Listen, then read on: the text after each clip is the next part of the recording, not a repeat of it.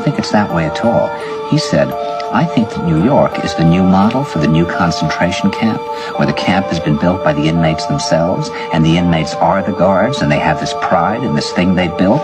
Is there an underground city only available for the rich and elite if the world ends? People deep, so let's get into it. The government did an experiment on 600 black men in Alabama from 1932 until 1972. Doctors intentionally infected their patients with 25th, 2007, the CIA quietly released 693 pages of their darkest secrets to the website. No announcement, no press conference, just a document dump of operations so illegal they've been hidden since 1973. The CIA... Please, I don't have any time for any gossip now. Huh? Yes. Look at you. Do something with it. It's just money coming to me easily. Money coming in and needing me. Money coming in repeatedly. Money coming, it's just money coming. It's just money coming to me frequently. Money coming in to be with me. Money coming in secretly. Money coming, it's just money coming. It's just money coming to me always. Money coming in all day. Money coming in all pay. Money coming, it's just money coming. It's just money coming to me frequently. Money coming in to be with me. Money coming in secretly.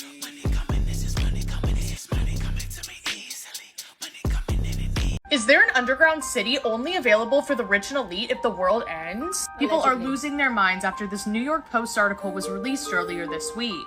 Catherine Austin Fitts, who was a former Assistant Secretary of Housing and Urban Development for Bush, says that there are over 170 of these bases all around the world and they're connected. This allegedly cost $21 trillion to build. And according to her, some of these are deep beneath the ocean, others are under land across the US. And remember that conspiracy theory where there are underground tunnels for people in LA and it's only available for celebrities and their freaky videos? The government literally made it so that people think conspiracy theorists are crazy, but then the government started putting out the information that the conspiracy theorists were saying all along.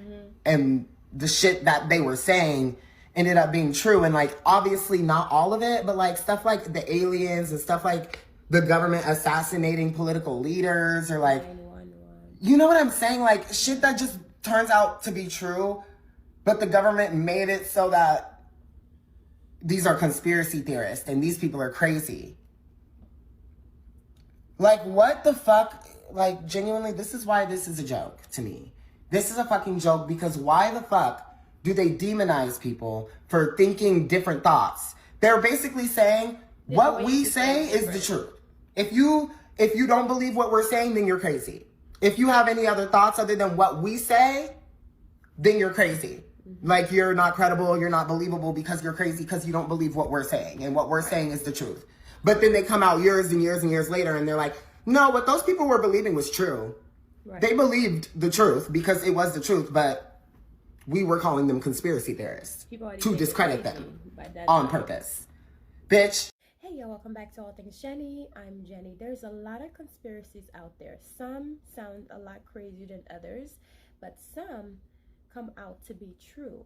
Just like the 9/11 situation, a lot of stuff that has been coming out about the tarot cards that predicts the future situations, they all were at one point considered conspiracy theory until they were not. And there's a lot of videos here that I will be sharing that seems crazy to the point where a lot of people might dismiss it, but is it really that crazy? Or do they make it seem crazy so you can look this way and not that way, right?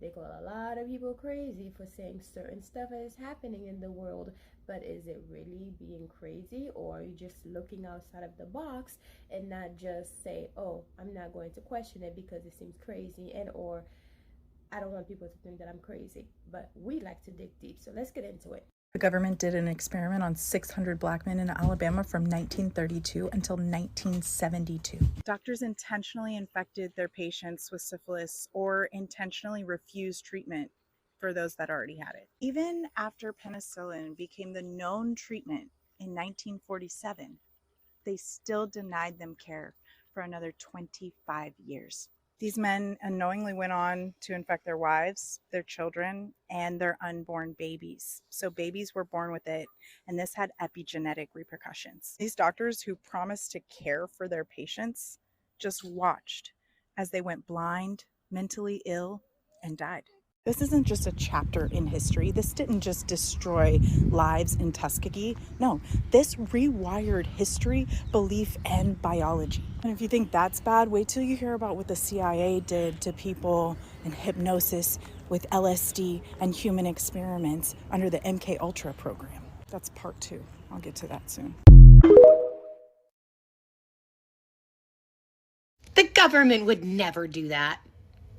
Are you sure? Have you ever heard of Operation Sea Spray? In 1950, the U.S. Navy sprayed bacteria all over San Francisco.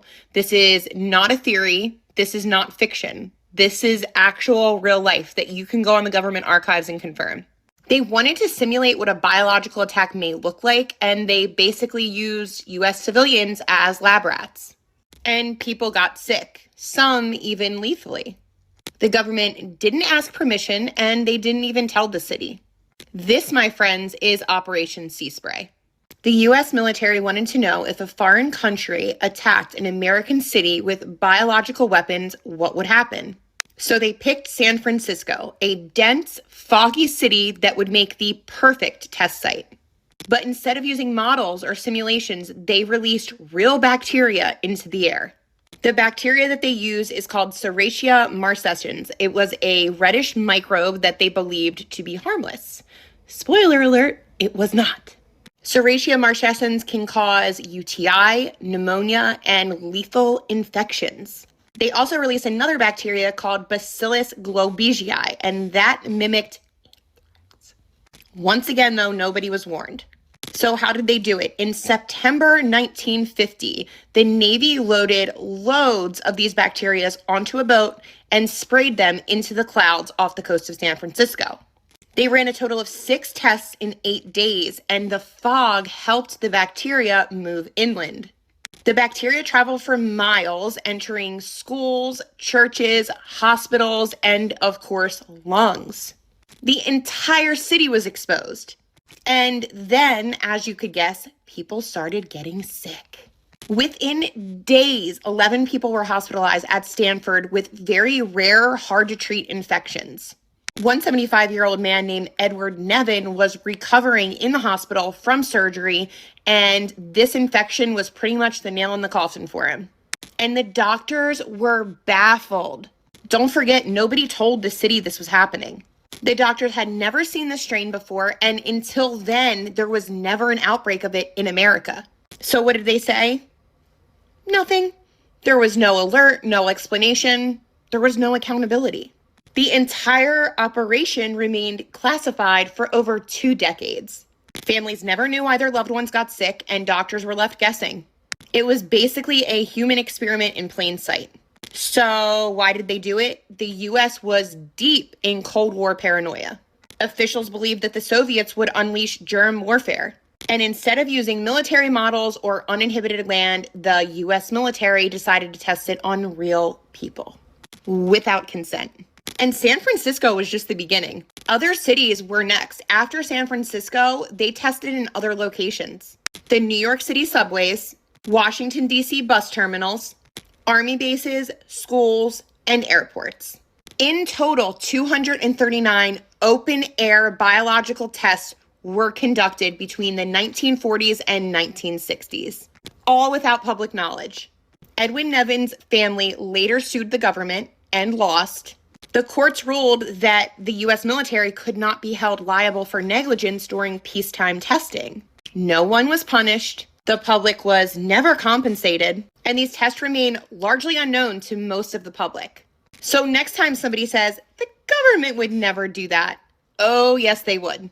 Drop me a comment and let me know if you've ever heard of Operation Sea Spray. And if you want to hear more about secret government projects, make sure you hit that like and follow button to catch me in the next video.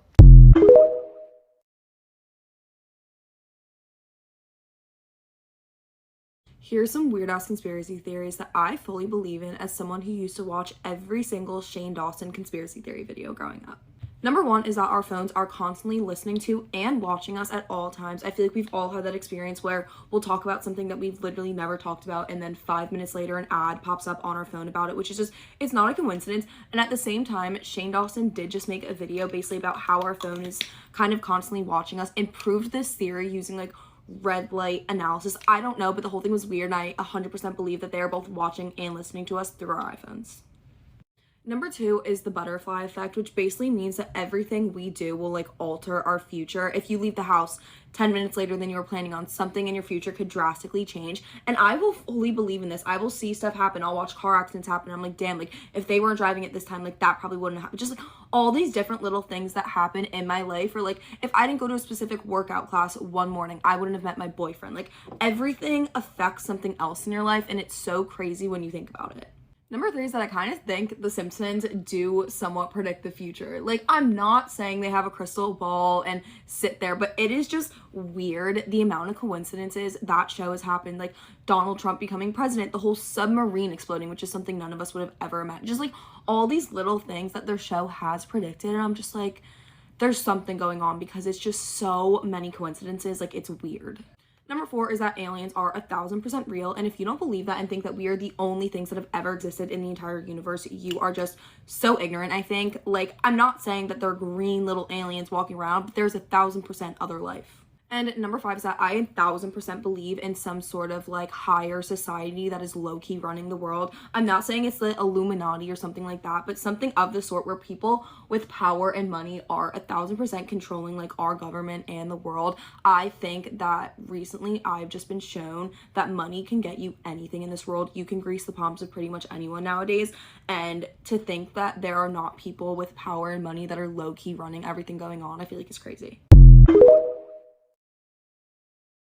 There's a theory that the Hoover Dam is secretly a demonic throne and that the government put angels there to cover it up. When you go to the Hoover Dam, you're gonna see something really odd. There's a spot that has 2 giant winged statues made out of bronze. They look like angels, right? They are technically called the winged figures of the Republic, but this is the weird part. No one officially says what they are. They're not angels, they're not demons, they're figures. And that's not random. There's actually a floor underneath them that is a cosmic map. It shows the exact alignment of the stars the day that the dam was completed. Like they wanted like aliens or gods to find this later. You'd think it's just some like artsy little design, right? But the guy who made that design said that this is specifically supposed to last for thousands of years. Like that design was supposed to outlive our civilization. And this is where it gets a little darker. People also call this place the throne of the devil. But why would a dam need a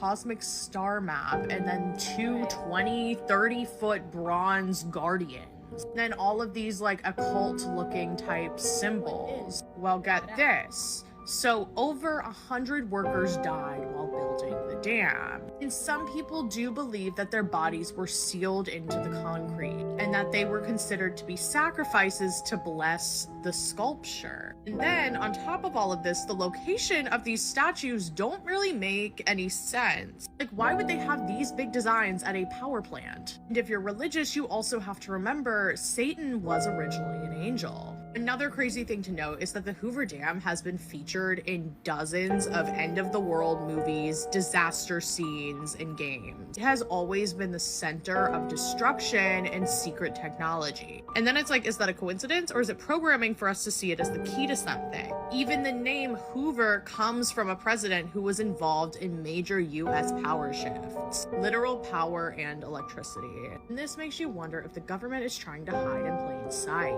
Massive monuments with spiritual symbolism built into them. Government approved, celebrated, protected, and most of us never even question it. So when you pass by and you take a little selfie, you don't even realize you are standing on what some call a throne. But the question remains, a throne for who exactly? Let me know your thoughts in the comments and follow for more. All conspiracies contain a nugget of truth. Watch this. What about your conspiracy, brother? There aren't that many conspiracy theories anymore because we found out that all conspiracy theories, there's a nugget of truth in there. It came from somewhere. That's where it became a theory. And then it progressed to the point where it became a conspiracy theory because there was something there. See, in our industry, who pays you is who tells you what narrative you're allowed to use. And I'm not paid, so I own my narrative. So in media, somebody's getting paid. I've got one that can see. Yo, the glitter conspiracy is deeper than you think. So I've get this, heard there are about only it. 2 major manufacturers of glitter in the world, both in New Jersey. One of them, Glitterex, the other, a super secretive company that literally invented glitter and refused to talk about it. No one really thought much of it until 2018 when the world suddenly had a glitter shortage. A journalist from the New York Times tried to investigate, but when she asked Glitterex about their biggest customer, their response was chilling. She was told, "Oh, we know who it is and you would never guess. They don't want anyone knowing that it's glitter." Wait, what? What industry is using so much glitter but hiding it from the public? Right. Well, the theories are kind of wild. Some say it's boat paint because companies don't want people knowing how much microplastic is leaking into the ocean. Others think it's in toothpaste, meaning we're brushing our teeth with tiny bits of plastic, but the most insane theory is actually for the military. Turns out the other glitter company, Meadowbrook Inventions, was founded by a guy who worked on the Manhattan Project. Yup, the same project that created the atom bomb. And guess what?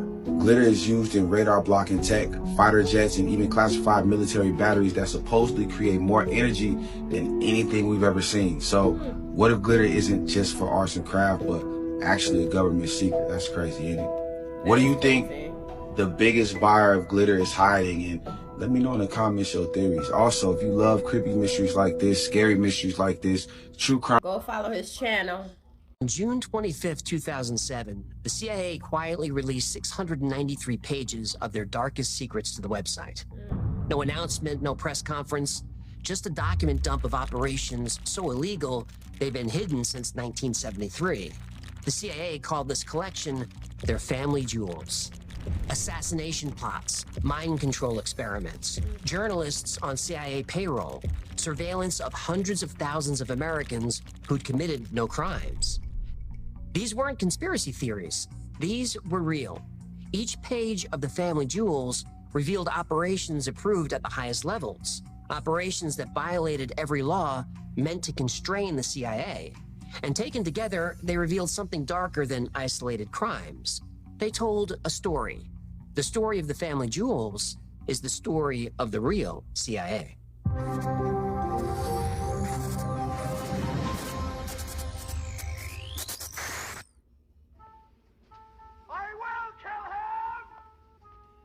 Yeah, human, thank goodness. Truth in plain sight, even in the 90s. What can I do? Okay, yes. We are bored. We're all bored now.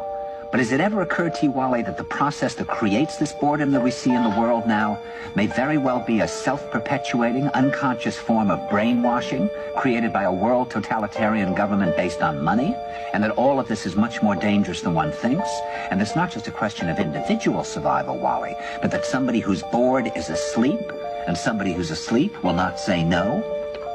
See, I keep meeting these people. I mean, just a few days ago, I met this man whom I greatly admire. He's a Swedish physicist, Gustav Bjornstrand, and he told me that he no longer watches television, he doesn't read newspapers, and he doesn't read magazines.